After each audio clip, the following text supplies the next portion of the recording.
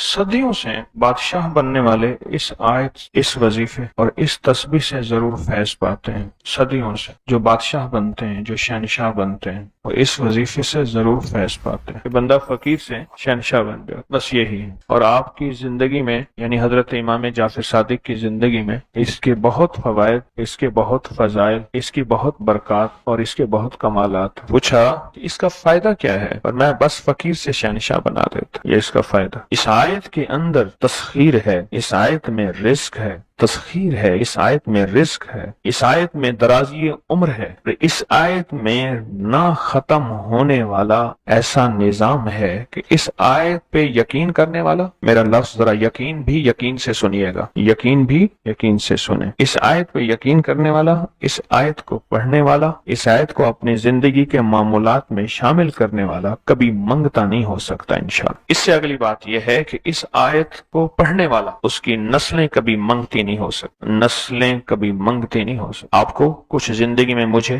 ایسے لوگ ملے ہیں کہ جو رئیس تھے، رئیس اعظم، لیکن ان کی نسلیں منگتی بن گئی، منگتی، بھکاری بن گئی، محتاج بن گئی، مفلس بن۔ اس آیت کے پڑھنے والا منگتا نہیں بنے گا، کیوں؟ اس آیت میں، ان دو آیات میں تونگری ہے۔ یہ امام جعفر صادق کا دوسرا قول فرما رہا، جو ان کا فرمان ہے، میں عرض کر رہا ہوں، تونگری ہے۔ اس آیت میں مال ہے، اس آیت میں درازی عمر ہے، اس آیت درازی عمر ہے، اور اس آیت میں غنا ہے، غنا۔ وَأَغْنَنِي بِفَضْلِكَ عَمَّنْ سِوَا، مجھے فضل، مجھے پتا ہے مولا میں غنی ہوں گا تیرے فضل سے۔ وَأَغْنَنِي، محنت سے نہیں، اس فکرے کو خاموشی سے غور سے سنیں۔ وَأَغْنَنِي، میں غنی ہوں گا اگر تو ہوں گا تیرے فضل سے، مجھے کلمہ نصیب ہوگا اگر ہوگا تیرے فضل سے، مجھے قبر میں نکیرین کے سوال و جواب میں آسانی ہوگی اگر تو ہوگے تیرے فضل سے، اور یہاں تک کہ اگر مجھے جنت ملے گی تو تیرے فضل سے ملے گی، جنت بھی اگر ملے گی تو تیرے فضل سے ملے گی، جنت بھی ملے گی تو تیرے فضل سے ملے گی۔ اس آیت میں،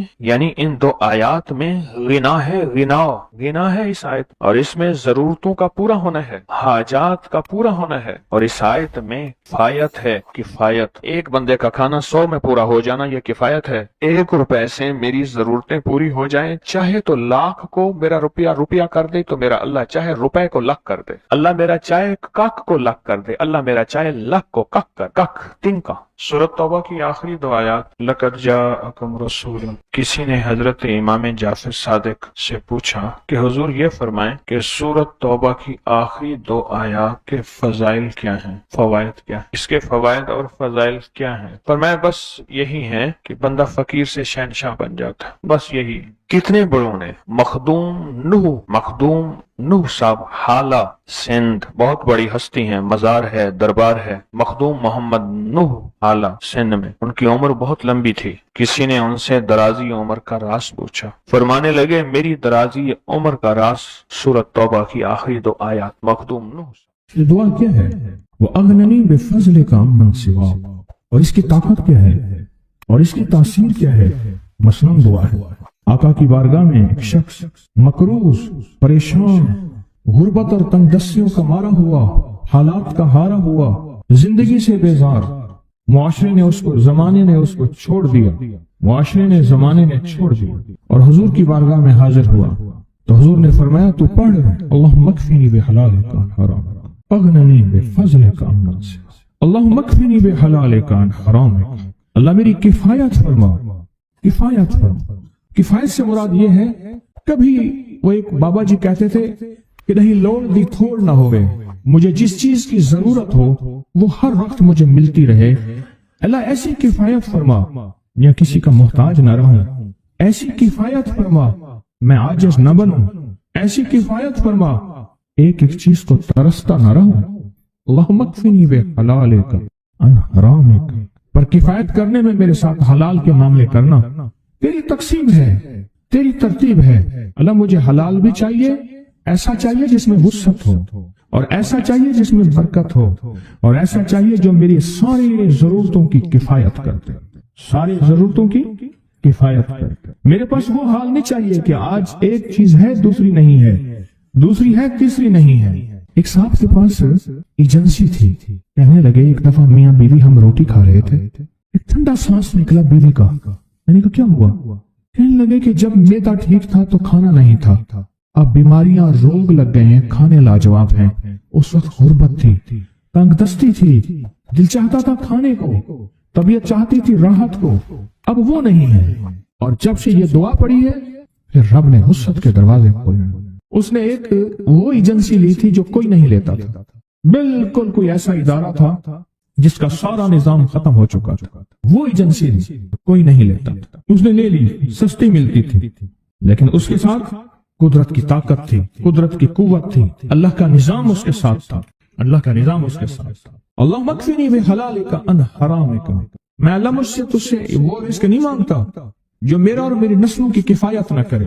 اللہ وہ رزق مانگتا ہوں جو کفایت کرے، پر حلال مانگتا ہوں، طیب مانگتا ہوں، طاہر مانگتا ہوں، مطہر مانگتا ہوں. حرام نہیں مانگتا. حرام جتنا زیادہ ہو جائے ایک وقت آئے گا ختم ہو جائے گا. حرام جتنا پہاڑ بن جائے ایک وقت آئے گا اللہ اس کو ختم کر کے دکھائے گا. میں نے ایک جگہ حضرت عبداللہ بن مسعود رضی اللہ عنہ کا فرمان پڑھا، وہ بس ایک دفعہ پڑھا، مجھے نہ بھولا. پھر فرمایا سود کا انجام تنگ دستی اور فقر ہے. اور ایک اور صحابی کا قول ہے، اور یہی قول حضرت امام جعفر صادق کا ہے کہ حرام کا انجام فقر اور قلت ہے. اللہ مجھے حرام نہیں چاہیے. اور پھر اللہ کہتا ہے اچھا چلو ٹھیک ہے تیری کفایت کر دے. اللہ سے ایک بات اور بھی مانگتا ہے، آگے ذرا سنیں. وَأَغْنَنِي بِفَضْلِكَ. مولا مجھے غنی کر دے، مجھے پتہ ہے تیرے فضل سے کوئی غنی ہوگا، محنت کر کے غنی کوئی نہیں ہوگا. کمال دعا ہے. وَأَغْنَنِي بِفَضْلِكَ. اغننی، مجھے تیرے فضل سے غنی ہونا ہے. میں جا رہا تھا، سیڑھی رکھی ہوئی تھی لمبی بڑی اونچی، اور سر پہ گارے کا تھال تھا اور ایک بندہ چڑھ رہا تھا. میں نے دیکھا میرا کلاس فیلو ہے. وہ اس وقت تک قدم اتنے چڑھ چکا تھا کہ چھت پہ گارا دینے گیا. آگے ایک اور مزدور کھڑا تھا، اس نے چھت کی لپائی ہو رہی تھی بھوسے والے گارے سے. تو جب وہ نیچے اترا تو میں نے اس کو آواز دی، اس نے پہچان لیا. میں نے اس کے والد کو مزدوری کرتے دیکھا تھا اور اس کو سنا تھا کہ اس کا دادا بھی مزدوری کر رہا اور وہ آج بھی مزدوری کر رہا. وَأَغْنَنِي. اللہ مجھے غنی کر دے، بِفَضْلِكَ. ہوگا تیرے فضل سے. محنت شرط ہے، یہ لفظ ہمیشہ یاد بھی رکھے، غور بھی سنیں. محنت شرط ہے، پر محنت پہ فیصلے شرط نہیں ہے کہ محنت فیصلے جو ہیں وہ محنت پہ ہو جائے. ہاں محنت شرط ہے، محنت پہ فیصلے شرط نہیں ہے. کتنے ساری عمر محنت کرتے ساری عمر محنت کرتے بندے ختم ہو گئے. وَأَغْنَنِي بِفَضْلِكَ عَمَّنْ سِوَاهُ. اور مولا ایک شفقت یہ کرنا، مجھے کسی کا محتاج نہ کرنا. امن سوا، کسی کے در کا بھکاری نہ بنانا، کسی کا محتاج نہ کرنا. اللہ کسی کا منگتا نہ بنانا، اللہ کسی کا سوالی نہ بنانا، اللہ مجھے عاجز نہ بنانا. وَأَغْنَنِي بِفَضْلِكَ عَمَّنْ سِوَاهُ. یہ طاقتور دعا ہے. اور دعا کے اندر کی طاقت کو پرکھیں، اندر کے مفہوم کو دیکھیں، اندر کے ترجمے کو دیکھیں. آج بھی پڑھیں گے، کل بھی پڑھیں گے، لیکن یاد رکھیے گا اس کی تعداد کو نہ دیکھیں. اللہ کی ہاں قیامت کے دن سننا غور سے، عدد نہیں تولے جائیں گے. عدد کے اندر خلوص اور اخلاص تولا جائے گا. اس نے اس عدد کے اندر اس کا اخلاص کتنا ہے، اس کی طلب کتنی ہے، اس کی للہیت کتنی ہے، اس کی تڑپ کتنی ہے، اور اس کا جذبہ کتنا ہے، اللہ کے ہاں یہ تولا جائے گا. اور پھر اگلی بات، وہ عمل جس مجاہدے سے کیا جائے گا، جس قربانی سے کیا جائے گا. جیسے آپ چوکنا ہو کے جاگ کے توجہ سے میری بات سن رہے ہیں، اس مجاہدے سے ایک نور ملتا ہے، وہ نور تولا جائے گا. اس مجاہدے سے نور ملتا ہے، اس مجاہدے سے. گھروں کو چھوڑا، آپ آخری عشرے کے اعتکاف میں آپ پھر اس وقت جائیں گے جب اعتکاف ختم ہو جائے گا. یہ جو قربانی ہے اللہ کے لیے کی ہے، اس مجاہدے پہ جو مجاہدہ آیا، اس قربانی پہ جو قربانی آئی، کبھی جاگنے کی، کبھی ٹیک ہٹانے کی، کبھی توجہ کرنے کی، کبھی اپنی چاہتوں کو توڑنے کی، اس پہ نور ملتا ہے. یہ نور قیامت کے دن ترازو میں تولا جائے. وَأَغْنَنِي بِفَضْلِكَ عَمَّنْ سِوَاهُ. مولا مجھے غنی کر دے، اور مجھے پتہ ہے غنی تیرے فضل کے بغیر کوئی نہیں. زندگی میں جب بھی کہیں مشکلیں آئی ہیں، جب بھی کہیں پریشانی آئی ہیں، جب بھی کہیں الجھنیں امت کو آئی ہیں،